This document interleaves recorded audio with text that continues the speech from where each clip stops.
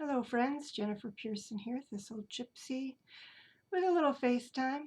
Um, so I thought I'd share some things that are actually starting to get a little bit old. So I'm not sure, this might be super rambly because my memory might not be so good. But so I had done a video about, a couple of different videos. So there was the one about where I consulted the converse about the percentage of time that I should be spending on various activities. And I'm not there yet in terms of adjusting my schedule, but I have made some adjustments, and I can see making more. I'm just very slow to do these things. And then, I did the year of the detox. I did that as another video. I don't think it was a separate video, but it's something I mentioned in a video that my 2020 will be the year of detoxing. Oh, there goes another groan.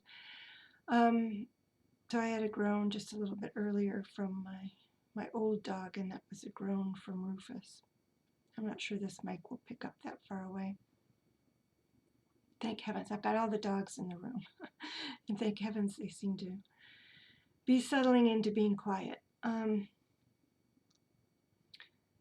So recently, and for a while now, I've had increasing trouble with sleep, and it's really been impacting me, and I just felt like I needed a solution. And thankfully, my employer is relatively flexible, not completely, but relatively.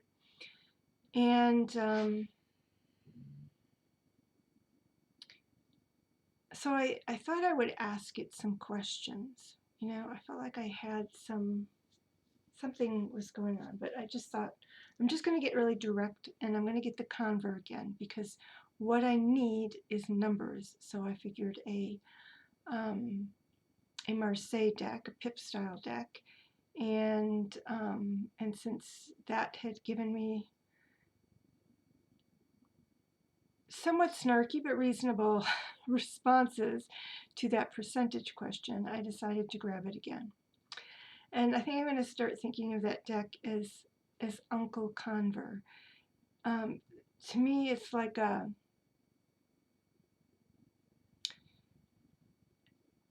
an old, and forgive me if you identify as hillbilly, but an old hillbilly uncle who doesn't communicate very well. But it doesn't mean that they don't have something worthwhile to say. but it comes out all discombobulated and sideways, and in an ornery sort of way. Like, I don't know why you don't understand this, and you should just do it like this. And you're like, what? What does that have to do with the question? You can't be serious. Where are you coming from? You don't say that directly to his face. You just back off and go and say, I asked Uncle Conver about X, and he said this. Do you get it? And then they say, I'll go and ask him for you. I'll go and ask him again. and they go and they ask him again, and you get another interpretation. Well, I think he meant this. It's not quite what he said, but I think that's what he means. And then you go, all right, well, maybe if I combine it with what somebody else just said, and if I kind of look at it from his perspective, from his lifestyle, and then turn it around, so it's not direct by any means. So what happened was I pulled a card for what was it? When I should go to bed. When should I go to bed? At night. So my previous assumption was to go to, or what I had learned is that it worked better for me if I wanted to I have interrupted sleep, which means I can usually get to sleep pretty easily, but I wake up in the middle of the night, usually for 2 or 3 hours. Then it's like, like within an hour or two of having to get up in the morning, I fall back asleep. I'm ready to go back to sleep and I fall back asleep. And then, of course, I have to get up, if I'm using an alarm, if I have, a regular work schedule, I have to get up and kill any extra time that I might need. And so the ideal and what people with my situation are advised to do is to try to get at least 6 straight hours of sleep. Of course, preferably 8, but at least 6. And so what I had found was that the best way for me to get straight, I feel like I am talking about cars, a straight six of 6 hours of sleep. And the best way to do that was to go to bed at about midnight or even 1 o'clock, to keep myself up to that point and be really tired and then go to sleep. And that had, the greatest likelihood of resulting in 6 hours of sleep, or maybe even just a straight 5. But, take what I could get. But it's been degenerating to the point of becoming distressing. It's like, I really am not getting enough sleep, and it's impacting my health, my ability to recover from things, my ability to maintain my health while working full time. It's really impacting me, and I just thought, I've got to do something different. I just do. So I asked Uncle Conver, when should I go to bed? And I got a 5. A 5. So 5 can't be 5 in the morning. Okay, can't be 5 in the morning. My place of employment is not that flexible. So then 5 in the evening. So I'm thinking, well, that would be like turning off the computer and going to bed without feeding the dogs or doing anything, But again, this is Uncle Conver, so it's like, all right, so maybe earlier, maybe go to bed earlier in the evening, and see what happens then. And but I just wasn't ready to accept it. It was such a screwy answer. But it was like an ornery uncle. It's like, you guys stay up too late. You should all be going to bed at sundown. you know. And so that kind of ornery answer, and it being the time of year that it is, where this was before we turned the clocks back. But it was already, the dark was starting to encroach. And I thought, all right, so I'm going to look up in our good old internet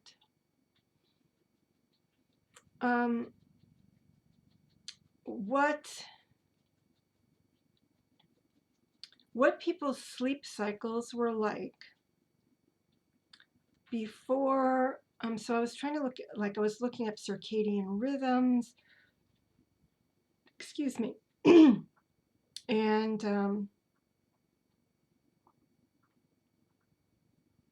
eventually I also looked up, pre-light bulb,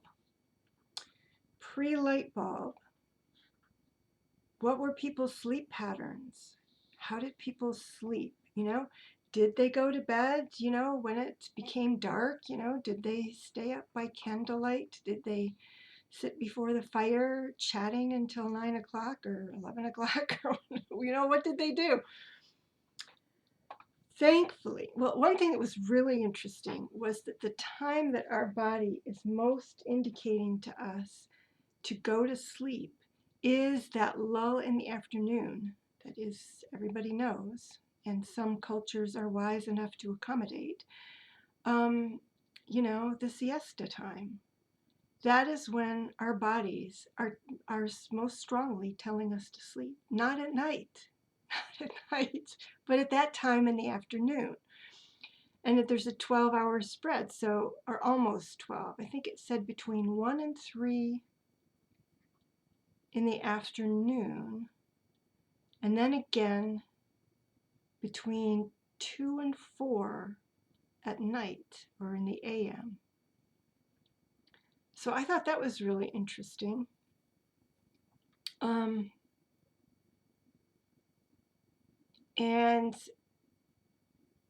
And then I found some research. There are two different kinds of research. One was an empirical study that provided people with 12, I think it was 12 hours of dark for, I can't remember, I think it was 8 weeks. I think it was 8 weeks to see what would happen to their sleep rhythms during that time. And they ended up with interrupted sleep, but they still felt very refreshed in the morning. So they had interrupted sleep and they slept later into the morning.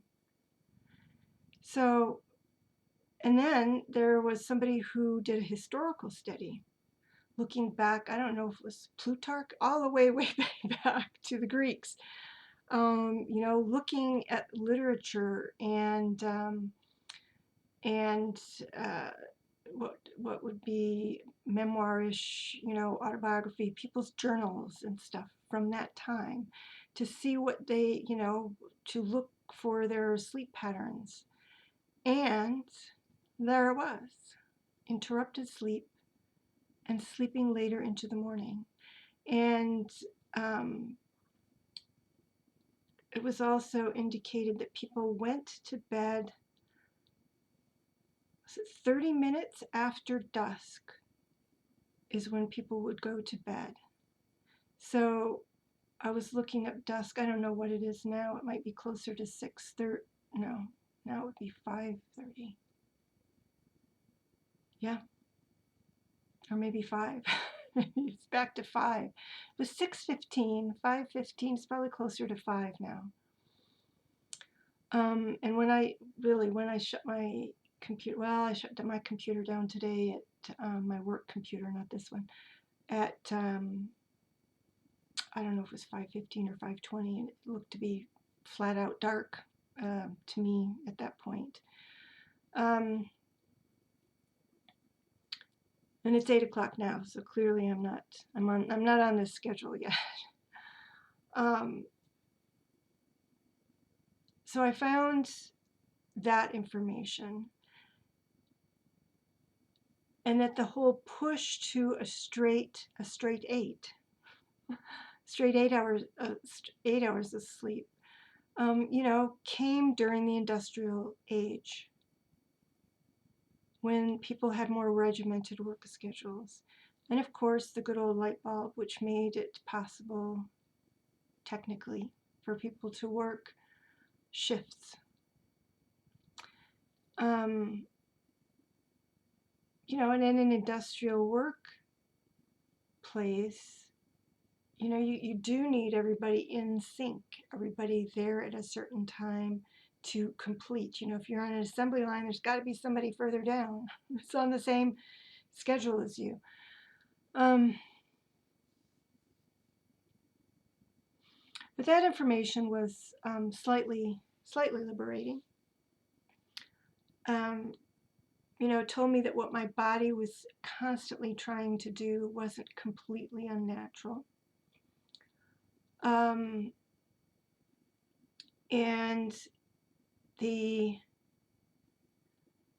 I used to sleep 10 hours, till maybe the age of 30. I could have easily slept for 10 hours. And so it's but not anymore. No, now I have the opposite. I would never have dreamed, of course, a lot of things that have gone awry, but I would never have dreamed that I would be somebody that had sleep problems. So, perimenopause, watch out for that perimenopause. Do all kinds of weird things to you, because that's when my sleep issues kind of started.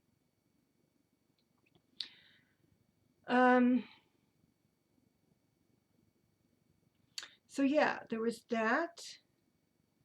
I found out that this, even a phone, a cell phone, which I don't use cell phones much. I do have a tablet and I have my computer, and I'm on a computer all day. So this is the worst. It's what they call blue light that is signaling to your body, I guess, that it's daylight, that it's still daylight.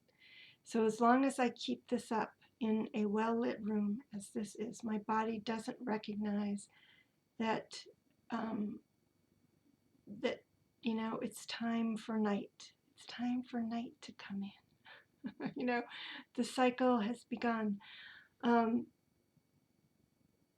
so when I'm done with this video, I'm going to shut down these lights. I've already largely shut down the lights in the other part of the house. And I'm thinking about, because I do spend some time in my bedroom reading or doing whatnot before going to bed, I'll probably change the lights in there to see if I can get some dimmers going on. I tried getting a headlamp so that at least I would just have what was in front of me was lit and the rest of it would be dark for like when I get up in the middle of the night. And they make them so bright. It's like they make them for like jogging or something. Like you need a floodlight out in front of you. So even on their dimmest setting, that center light that's hitting the page just is so bright. And I'm thinking, I don't know. I don't know if that's going to serve the purpose.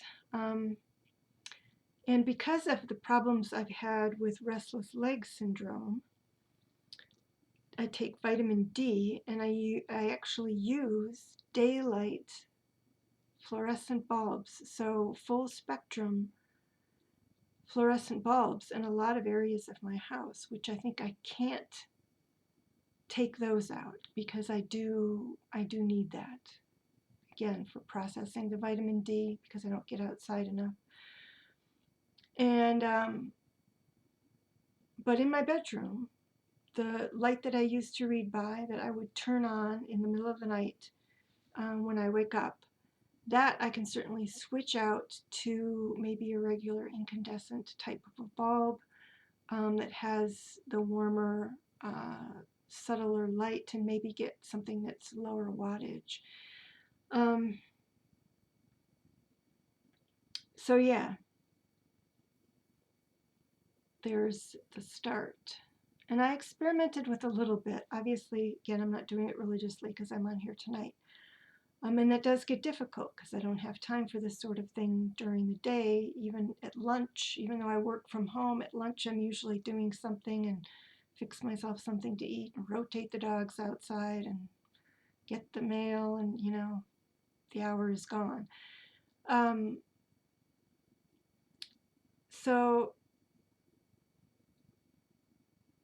So yeah, one of the reasons you won't see me on here very much. And I haven't been able to give it a complete try, but I did experiment. Again, was shutting down the lights pretty quickly after I finished work, as many of the house lights as possible, and getting myself into my bedroom earlier, putting the dogs to bed a little earlier because that had kind of crept back, and not feeling guilty about it. Dogs sleep many, many hours, so putting them away, getting myself into my bedroom in the with the lights dimmer to the dimmest that I can get them at the moment, and trying to, and usually, it worked relatively well. I was surprised actually, um, how well it worked. So I had also, well, well, so I had also asked Uncle Condor, the other question I had asked was, when should I start work in the morning? When should I start work? When it gave me the funky 5 o'clock, I was like, you gotta be kidding me. All right, so I'm gonna work from, I'm gonna work from when I have to get up in the morning, and I'm gonna step it backwards from there. And it gave me 7 o'clock. And I'm like, 7 o'clock? I'm like, I'm not a morning person. And I don't know, according to the schedule, the work schedule, I don't have to be to work until 8. And, she's pretty much okay. My supervisor is pretty much okay if I'm not right on time for that. So there's, again, some flexibility, but not complete flexibility. And she knows my issues. So she knows it's not just laziness. There are health issues involved here. So I asked it that, 7 o'clock. I'm thinking, all right, well, then if I'm supposed to get to bed by 5, then I'm working a 7 to 4, 8-hour shift. So it's telling me I need to shift my entire work shift actually a little earlier. And I doubt I'll end up doing that. This is Uncle Conver. I'm not going to take him literally. But he got the point across. He provided the speculation. He provided the weird answer that was like, how could this be? How could this be correct? 5 o'clock. I can't go to bed at 5 o'clock. But anyway, I stepped back and I looked at the situation and I saw how, like, probably 6 o'clock would be good now that it would be complete dark. But again, I get done with work. I have to feed my dogs, feed myself, usually do a little house stuff, unwind generally, but if I'm getting to bed, if I'm kind of putting the dogs to bed about 9 and getting myself into bed about 9, that's helpful. And I've recovered some. So I'm actually very happy with the results so far, even though I haven't gotten as extreme as Uncle Conver has suggested. And I may try, like I said, it's 8 something now, but I may try to back it, or move it forward to 8 o'clock or something, possibly. But I'm shooting more for 9 o'clock these days, trying to get there, but definitely between 9 and 10. And doing what I can to kind of shut down my light for the most part. So yeah, screwing it up today. But another thing I found while I was looking this up, the sleep cycles, the whole 9 yards, one thing that I had noticed in my body is that I would eat, like, for lunch every now and then. I mean, this is not regular, but recently I started doing it again, where I would have refried beans, with usually like some tomatoes and some garlic and some cheddar cheese, some sharp cheddar on it, as something for lunch, quick, easy. Yep, something for lunch. And it would knock me out. It would just knock me out. So it would end up being difficult for me to stay awake. Even worse, that siesta time was deadly. Which just, like, I don't think I ever had to get up and pace the room, but it was like just pretty bad. And so I pretty much said to myself, all right, I can't eat this. It's a nice, quick, easy lunch, but I can't eat this for lunch because of the way it's affecting me. And so I looked up sleep foods, foods that are good for sleep. Beans, beans. Specifically, somebody brought up, well, lentils, black beans, but I mean, clearly any bean will work for me. Refried beans are working. And that's why I say it's 8 o'clock now, but I had refried beans for supper. So I anticipate that I will be able to sleep well. And part of the reason that I decided to make this video is I discovered cabbage. So the idea, the general idea that people were saying on the sites that I looked at was fiber. High fiber foods help you sleep. And so I had cabbage last night. And I slept really well. And I'm going to remember it. So I'm going to eat cabbage again. And I would never have thought that I would become somebody who's so sensitive to everything. I'm so sensitive to food. I'm so sensitive to blue light. Anyway. So I'm gonna experiment. I do like, it was just boiled cabbage, so it was fresh cabbage, it wasn't canned. And I'm gonna boil some cabbage again, and I'm gonna watch and see how I sleep. But I only slept like 6.5 hours last night. But boy, I just awoke. I've had a very awake day. So let's return to the study in which people, the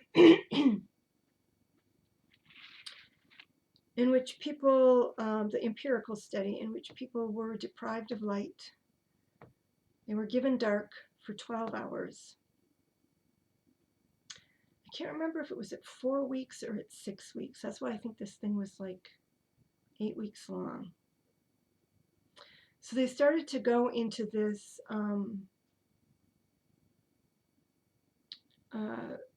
this interrupted sleep pattern. And the person who did the other study about, looking at anecdotal evidence, the journals and the writings of the past, so that people would get up and they'd do all kinds of stuff at night, usually stuff in the home, but they would do whatever, whether it was reading by candlelight, having sex, cleaning, whatever. They would get up and be up. They didn't toss and turn trying to stay in bed. And I've heard it said you're supposed to just get up if you're awake.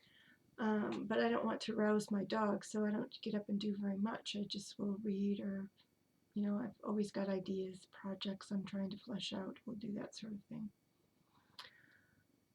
So these people in the sleep study, they had no light, so they didn't have they didn't have recourse to like reading or doing anything visual.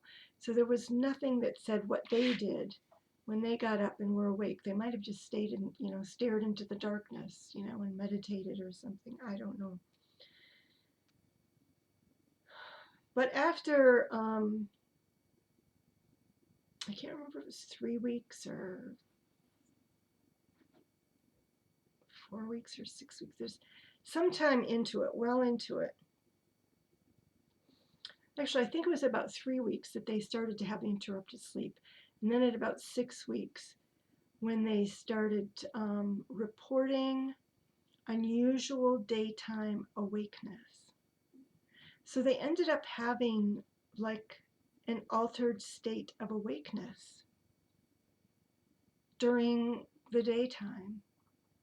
So these are normal people, and they were reporting an unusual state of consciousness during their waking hours that they had never experienced before. So how about that? It's like, that's really interesting. I just find that very interesting. However, I think I will probably still be turning on my light at 2 or 3 or whenever I get up in the middle of the night and try to do something. The excuse me, the Puritan work ethic or whatever it is will get to me, and I won't be able to maybe just pure boredom won't be able to do it. Just sit there and look into the dark. Though I did think, if sometimes when you close your eyes and then, you'll have some little thought and you'll try to let it, like with meditation, they say, you just let it pass. Sometimes that'll work, and sometimes it just kind of never quite takes form and it doesn't go away. And then another thought comes and it doesn't quite go away. And before you know it, you're awake even if you're not moving. So one of the things I thought, well, I felt like this sort of thing was creeping up on me. I thought, I wonder if, so wakefulness is your eyes. So I don't know how, well, people who are blind still often will have their eyes open, but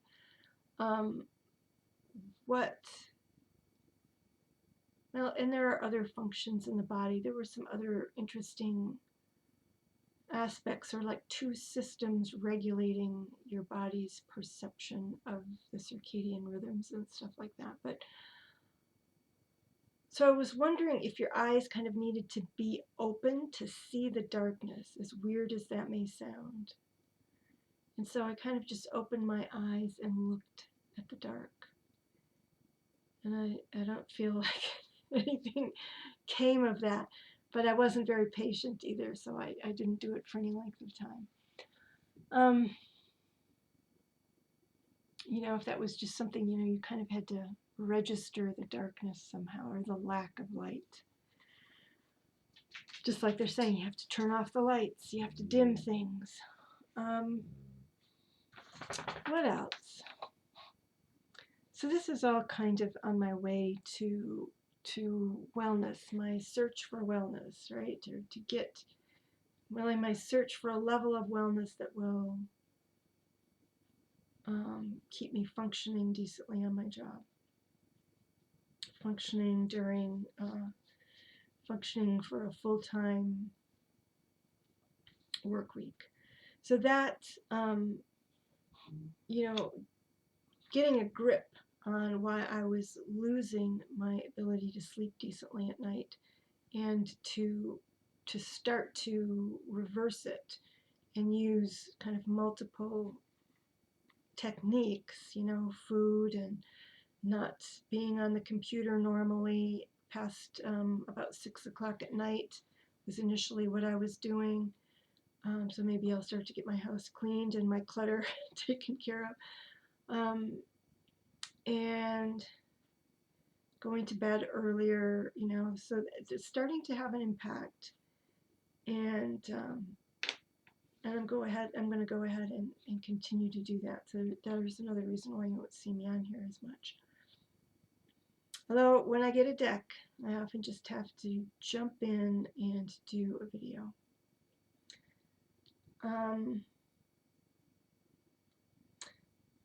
So today at lunch, something popped up, and as I was making my peanut butter jelly sandwich, eating it, I watched it, and it was something about feng shui.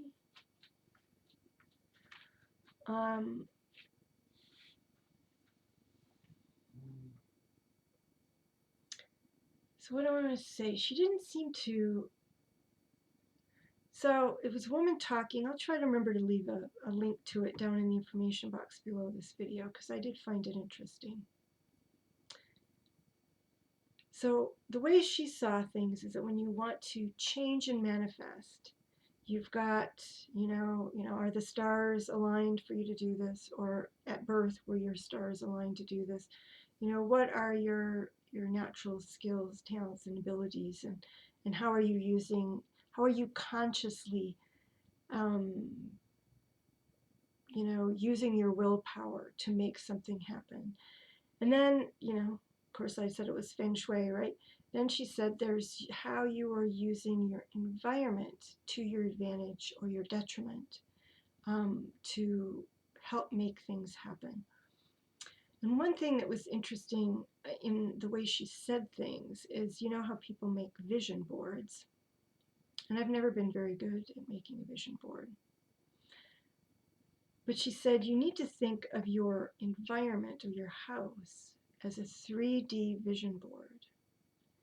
So you have to use the directions and put things in the directions that are conducive to what you want and bring to your mind, like the law of attraction, but with an added boost by putting whatever you're wanting in a favorable area of the house, a favorable direction within your house or within a room. That you boost the potential of something happening the way you want it to happen. And so the way that you determine these,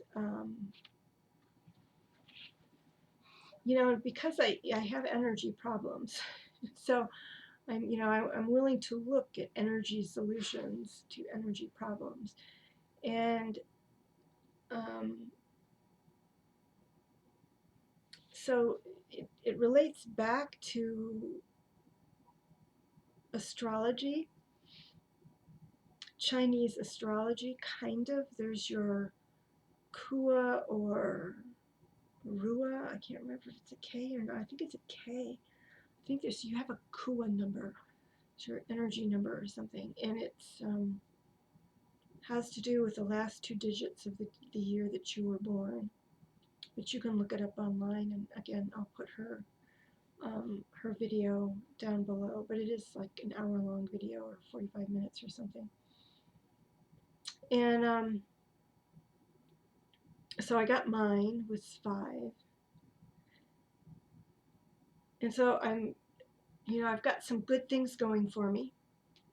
When I sleep, the crown of my head is faced to the west. The west is my primary direction. But where I'm sitting when I'm working, she said you shouldn't have your back to the door and you shouldn't be looking out a window. And I have both.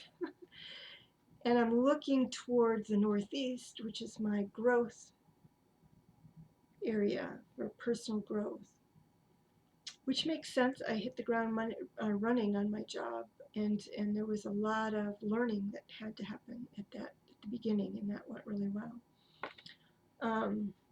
So that makes some sense.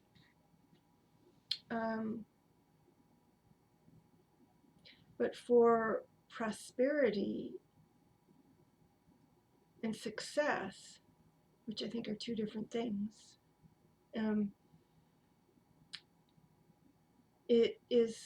I should be facing from where I'm at now, which is a bad direction for me. The south is a bad direction for me. Is over just to the southwest. I need to be looking to the southwest. Is where I need to be positioned when I'm working on certain things, or you don't necessarily have to be positioned there, but to put things in that area of your house or your room that that boost kind of a response, a positive response to something that you want. So I'm not sure what I would put there. That might be something where I can use the money tarot. Come to think of it, is to pick out some denomination in there and make myself a little wall of denominations over there. Just have to make sure I'm not devaluing. I'm going to say maybe I'll have to use the couple of euro notes that are in there, which have a greater value than the American dollar.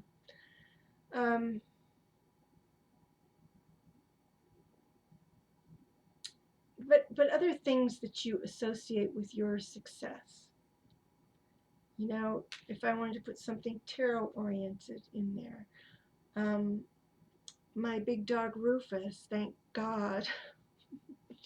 So I'm assuming that this is helping with our success, even though we're not all the way there yet. He likes to sleep.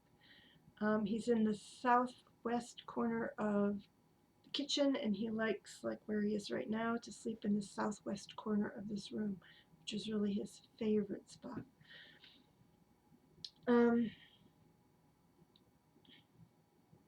So I'm wondering if eventually I should bring my work desk in here and put my work desk here, in the prosperity area. Certainly where it's at is not ideal. You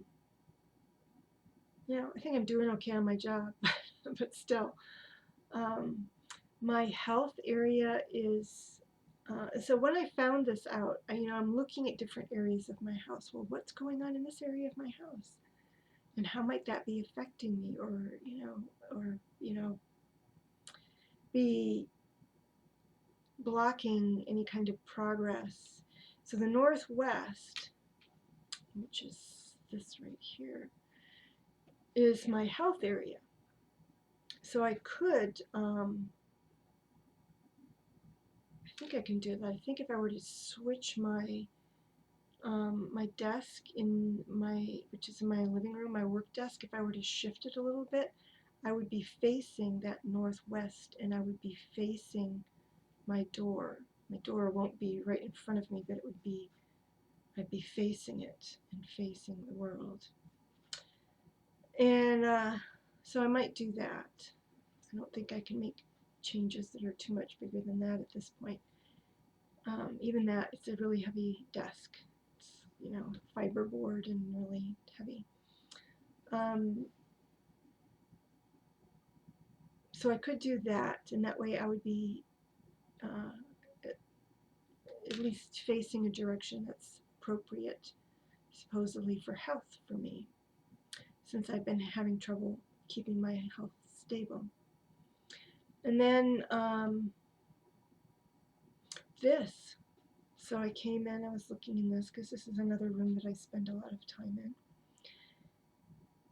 What's behind that tapestry there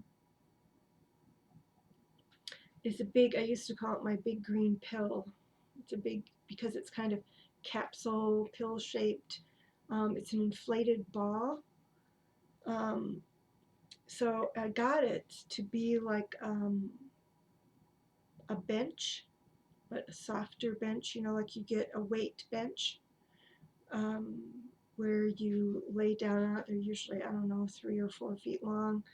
And you have your weights in your hands and you do this, or you're on and you do this. So a weight bench, but it's a soft weight bench. So it's kind of like, they've got those balls. They've got the inflated balls you use, the balance balls. This is longer so that you can use it like a bench, and it's more stable really than one of the balls. For people like me who just aren't able to do the ball. And I used it, I think before, it's been years since I've used it, but I didn't want to give up on it. And so it's hanging there, actually. It's hanging there. There's like a kid's net. They have these little fishnet type things for kids' toys. And so I got one of those, and the ball is sitting upright in it. So I had my hysterectomy, and ever after, I've had something that's called swelly belly, which means you go through periods of bloating. Now it's decreasing. It's not as predictable as it used to be, but it still happens. And then I have ovarian cysts, and they will burst, and creates a similar bloating. But bloating, I have this big ball of air in my health corner. And what do I get? I get bloating. So probably this weekend I will take that down and see if that in any way improves my situation. And again, it doesn't have to be like a cure, just a matter of improving. It's like um, not having some, it's like, I don't go around punching myself in the belly, so that helps to, uh, well, and I took care to not do other things that triggered the swelly belly. And so I can just remove the trigger, and maybe it will happen, be less severe or happen less often. Yeah, so I'm going to take a look at that corner, and I'm probably going to drag the other thing that's over there out of there and use that particular area more consciously, let's put it that way. And even if I use what I would call maybe the true northwest corner of my house, if I'm just shifting, that's where my work desk is right now, even though I'm not facing the northwest, as I've got the desk positioned. So if I shift the desk so that I am facing northwest, there's one good thing. Just to be kind of facing that direction most of the day. And then up above, I have high shelves, up closer to the ceiling than the floor. And right now I've got books on them, but I could take the books off of there and I could put like crystals up there or something. So again, to use that space more consciously as well. Excuse me. It's the beans. It's 35 beans. But I'm willing to put up with all kinds of irpy burpees if I get a good night's sleep. It was so nice to be awake today. And I think that's the extent of my ramble for right now. So again, kudos to anybody who manages to come this far. If you have sleep problems and you have tried any of these things, if you're like, oh yeah, when I eat beans, I get knocked out too. So what are some of the other foods? Some of the other foods, bananas, says bananas have melatonin and tryptophan in them. I haven't found tryptophan to be that useful. And I've taken melatonin before and it just doesn't work. So for me it seems to be the fiber thing. But it says rice helps release, rice is fiber also. It helps release melatonin and tryptophan. Peas and peanuts, because they're high in vitamin B's, or the B vitamins, and those help to regulate sleep. Broccoli, which is low in sugar and high in fiber. Same with Brussels sprouts, raspberries, and blackberries. They all have that. I think raspberries and blackberries are higher in sugar, but anyway, there you go. Pears, they also suggested, but boy, pears strike me as awfully high in sugar. Cherries and cherry juice, probably for the fiber. So there you go.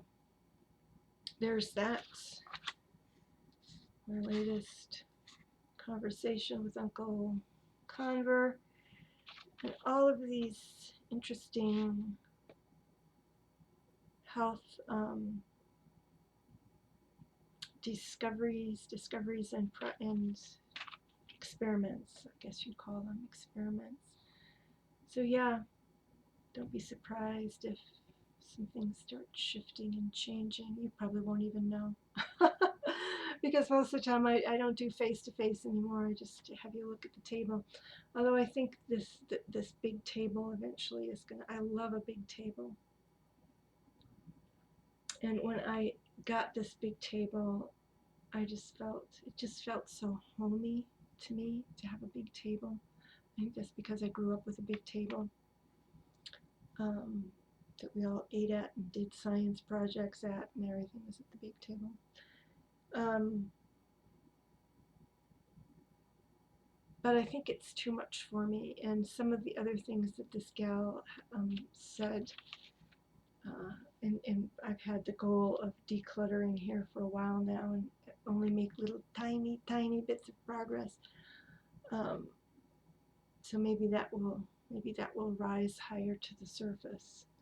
But I don't need a table this size, and I think having a table this size invites, or doesn't really invite, but it enables a lot of clutter. And I think that I really do need to get the clutter thing out under control. Um, the happy news is that this gal who did the feng shui, I think it was Diamond, is her last name, Marie Diamond, um,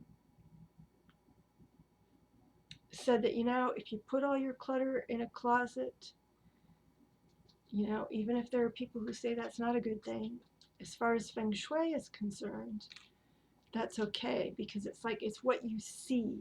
You're going to create what you see. And so if you see chaos, you're going to create more chaos. So that's part of her, the way she's seeing it. That's your vision board. When you walk in and what you see is clutter or chaos, you're going to create more of it. And it works because I have a little clutter, and then I have a lot of clutter, and then I have a lot more clutter. So yeah, I could verify that one. At least the negative things are very easy to manifest. Um, but I think that I think I can turn that around. I just need to get my head around what I'm going to do with ideas, and I need to commit to actually purchasing some furniture. So, as I've had increasing cash flow, a lot of it's had to go into the house and my health. A lot of it has. And that I've done some deck splurging. So that's been my fun stuff. And the dogs also have also a lot of money's gone to the dogs. Well, literally and well, not that much literally, but figuratively certainly. They have their moments. Getting the fall flea festival under control was costly. So, but yeah, I've started to stop and say, you know what? I probably just need like some furniture that closes. I've got some, but to get a wardrobe style thing to put there's no closet in the living room. And so I have my coats and boots hanging up there, and it's like, I need like a wardrobe. I need a closet to close all that stuff off, so I'm not looking at it all the time. And some of the clutter stuff, I don't know if I need like a dresser to throw stuff into, but I need to start getting some furniture that makes my life better. Furniture that makes my life better. I got one, and it's like I was so traumatized by that. It was at a time when I was still getting used to having some cash flow, and the idea of spending, I don't know what it was, if it was like $200, but the idea of spending $200 at all in one pop, let alone on one item,